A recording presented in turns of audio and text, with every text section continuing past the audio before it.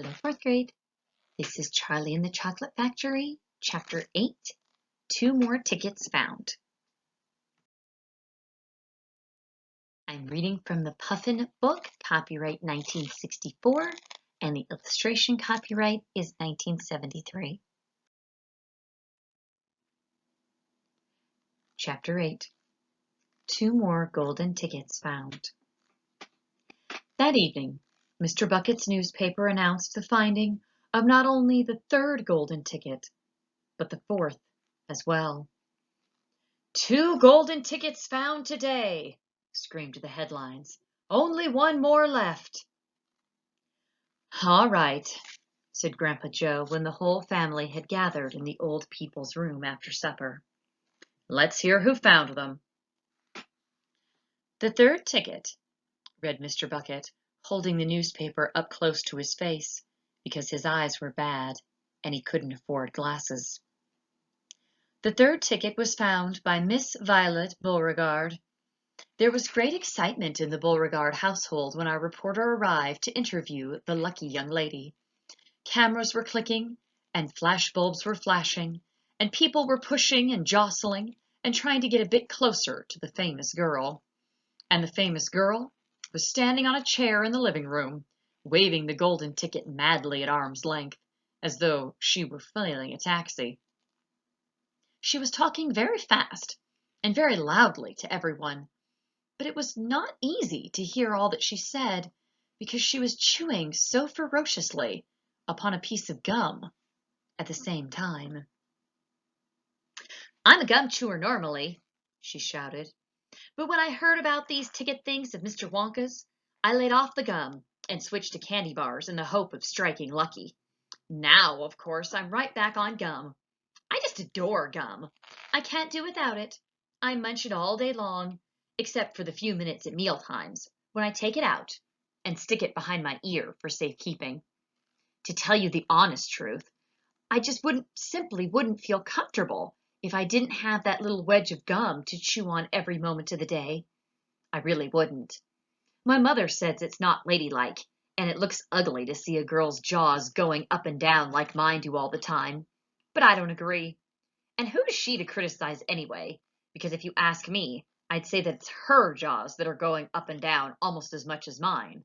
And that's just from yelling at me every minute of the day. Now, Violet, Mrs. Beauregard said from a far corner of the room, where she was standing on a piano to avoid being trampled by the mob. All right, Mother, keep your hair on, Miss Beauregard shouted. And now, she went on, turning to the reporters again, it may interest you to know that this piece of gum I'm chewing on right at this moment is one I've been working on for over 3 months solid. That's a record, that is. It's beaten the record held by my best friend, Miss Cornelia Primsmittle, and was she mad. It's my most treasured possession now, this piece of gum is. At night, I just stick it on the end of the bedpost, and it's as good as ever in the mornings. A bit hard at first, maybe, but it soon softens up again after I've given it a few good chews. Before I started chewing for the world record, I used to change my piece of gum once a day. I used to do it in our elevator on the way home from school. Why the elevator? Because I like sticking the gooey piece that I've just finished on one of the elevator buttons. Then the next person who came along and pressed the button got my old gum on the end of her finger. And what a racket they kicked up, some of them. You get the best results with the women who have expensive gloves on. Oh yes, I'm thrilled to be going to Mr. Wonka's factory. And I understand that afterwards, he's going to be giving me enough gum to last me for the rest of my whole life. Whoopee! Hooray!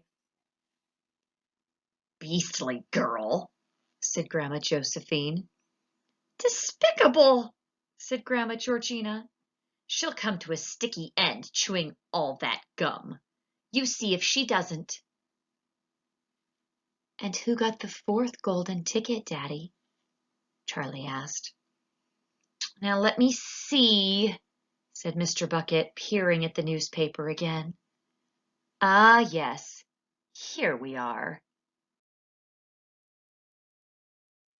The fourth golden ticket, he read, was found by a boy called Mike TV. Another bad lot, I'll be bound, muttered Grandma Josephine. Don't interrupt, Grandma, said Mrs. Bucket.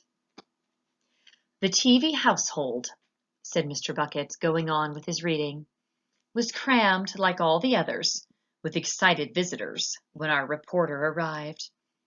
But young Mike TV, the lucky winner, seemed extremely annoyed by the whole business. Can't you fools see I'm watching television? He said angrily. I wish you wouldn't interrupt. The 9-year-old boy was seated before an enormous television set, with his eyes glued to the screen, and he was watching a film in which one bunch of gangsters was shooting up another bunch of gangsters with machine guns. Mike TV himself had no less than 18 toy pistols of various sizes hanging from belts around his body. And every now and then he would leap into the air and fire off half a dozen rounds from one or another of these weapons. Quiet, he shouted when someone tried to ask him a question. Didn't I tell you not to interrupt? This show's an absolute whiz-banger. It's terrific. I watch it every day. I watch all of them every day, even the crummy ones where there's no shooting. I like the gangsters the best. They're terrific, those gangsters, especially when they start pumping each other full of lead, or flashing the old stilettos, or giving each other the 1, 2, 3 with their knuckle dusters. Oh boy, what I wouldn't give to be doing that myself. That's the life, I tell you. It's terrific. That's quite enough, snapped Grandma Josephine. I just can't bear to listen to it. Nor me, said Grandma Georgina. Do all children behave like this nowadays? All these brats that we've been hearing about? Of course not, said Mr. Bucket, smiling at the old lady in the bed. Some do, of course. In fact, quite a lot of them do. But not all. And now there's only one ticket left, said Grandpa George. Quite so, sniffled Grandma Georgina. And just as sure as I'll be having cabbage soup for supper tomorrow, that ticket'll go to some nasty little beast who doesn't deserve it. And that's the end of Chapter 8. Chapter 9 to come. Talk to you soon. Bye.